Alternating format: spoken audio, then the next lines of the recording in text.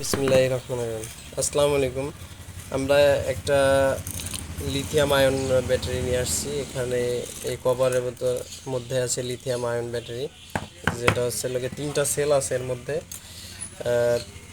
প্রত্যেকটা সেল হচ্ছে 3.2 ভোল্ট করে, মোট 11.11 ভোল্ট আছে এখানে। তা আমরা এটার বয়স 1 বছর হয়ে গেছে আর কি। তা আমরা এটা টেস্ট করব আজকে। আমরা খুলতেছি আপাতত আপনাদেরকে দেখানোর জন্য, যেটা আসলে এর মধ্যে ব্যাটারি আছে কিনা বা কী ধরনের ব্যাটারি আছে। এটা লিথিয়াম আয়ন পলিমার ব্যাটারি আছে এর মধ্যে। আমরা এটা খুললে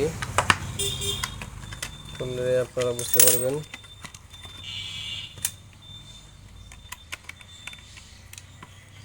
এই যে আপনারা দেখতে পাচ্ছেন, এটা লিথিয়াম আয়ন পলিমার ব্যাটারি। এখানে 3টা সেল আছে, 3টা সেল মিলে আর কি ব্যাটারি প্যাকটা তৈরি হয়েছে। আচ্ছা, আমরা এটা এখন লাগিয়ে দিই আর কি। হ্যাঁ, আচ্ছা, ঠিক আছে। আমাদের এই ব্যাটারিটা ফুল চার্জ আছে। আমরা এটা লাগিয়ে দিলাম। আমরা লোড মিটার নিলাম, টেস্ট মিটার। এখানে কানেক্ট করে দেখব, এখানে ভোল্টও শো করবে কত ভোল্ট আছে। এই প্রান্তে এই যে সোর্স প্রান্ত, এটা লোড প্রান্ত। আমরা সোর্স প্রান্ত ব্যাটারির নেগেটিভ এবং পজিটিভে কানেক্ট করব। আমরা এটি কানেক্ট করে দিয়েছি। এখানে একটু পজিটিভ এখানে লাগিয়ে দেবো, যাতে দুইটা পজিটিভ এবং নেগেটিভ যাতে একত্রিত না হয়। নেগেটিভ একটাতে আমরা স্টেপ লাগিয়ে দিয়েছি। এখন আমাদের ভোল্ট মিটারে আসলাম। আমরা দেখতে পাচ্ছি 12.22 ভোল্ট আছে। এটা ফুল চার্জ আছে আর কি, যেহেতু লিথিয়াম আয়ন ব্যাটারি এটা। তা এখানে আমরা লোড প্রান্তে আমরা লোড দিয়ে দেখব এটা কতক্ষণ আমাদের এটা 10 অ্যাম্পিয়ারের একটা লিথিয়াম আয়ন ব্যাটারি। তা আমরা এটা লোড দিয়ে দেখব কতক্ষণ আমরা ব্যাকআপ পাই। এই একটা ব্যাটারি টেস্ট হবে, এবং হচ্ছে আমাদের যে ফ্যানগুলো আছে এটা বলা হয়, এদের এখানে লেখা 5 ওয়াট, কিন্তু এখানে 5 ওয়াটের বেশি খায় অবশ্য। আমরা এটা লাগিয়ে টেস্ট করে দেখব।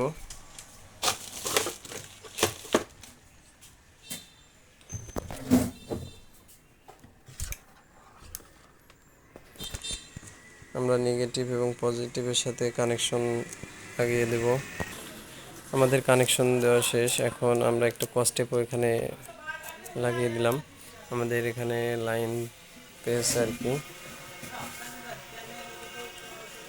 এখন আমরা এটা দেখতে পাচ্ছি, এখানে 12.20 ভোল্ট আছে। এখানে এলইডি বাল্বও জ্বলে। এটা এলইডি বাল্বে আমাদের এখানে ওয়াট খাচ্ছে হচ্ছে 3 ওয়াট করে। 3 ওয়াট দেখতে পাচ্ছি আমরা এখানে। 3 ওয়াট খাচ্ছে, অ্যাম্পিয়ার খাচ্ছে 0.25 অ্যাম্পিয়ার। আমরা এলইডি বাল্বটা বন্ধ করে দিলাম। এখন আমরা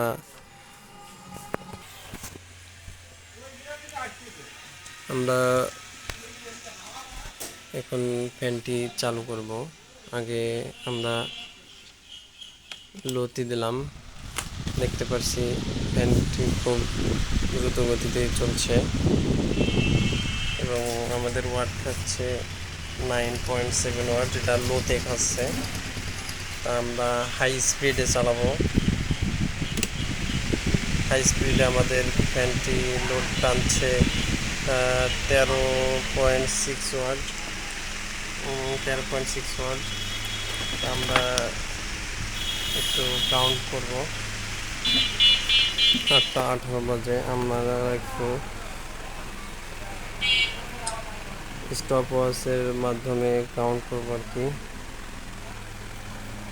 কতক্ষণ আমাদের এই ব্যাটারিটা চলে আর কি। টাইমার সেট করে দিলাম। আমরা ভিডিও পজ করে রাখতেছি, আবার একটু পরে আসে আবার ইনশাল্লাহ দেখব। আমাদের এখানে দেখা যাচ্ছে 11 পয়েন্ট লোড দেওয়ার সাথে সাথে 12.22 থেকে কমে আসে 11.83 ভোল্টে আসছে। অ্যাম্পিয়ার কাছে 1.13 অ্যাম্পিয়ার, এবং এখানে 13.4 ওয়াট বিদ্যুৎ খাচ্ছে আর কি। ভিউয়ার্স, আমরা দেখতে পারতেছি আমাদের 33 মিনিট অলরেডি হয়ে গেছে। এখানে 11.67 ভোল্ট আছে, এখন 12 ওয়াট 12.5 ওয়াট খাচ্ছে। যেহেতু ভোল্ট কমে গেছে এর জন্য ওয়াটও একটু কমে গিয়েছে, 1.025 এইভাবে অ্যাম্পিয়ার খাচ্ছে। আমরা আবার একটু পরে এসে দেখতেছি। আমরা দেখতে পাচ্ছি আমাদের 1 ঘন্টা হয়ে গেছে আর কি, 9:18 বাজে 59 মিনিট। এখন আমাদের ভোল্ট আছে 11.59, 12 ওয়াট 11 ওয়াট মতো খাচ্ছে, 1.03 অ্যাম্পিয়ার একই মতো টানতেছে আর কি। আমরা দেখি আরও কতক্ষণ চলে। আমরা দেখতে পাচ্ছি 1 ঘন্টা 10 মিনিট হয়ে গেছে, আমাদের ফ্যান এখনো রানিং আছে আর কি।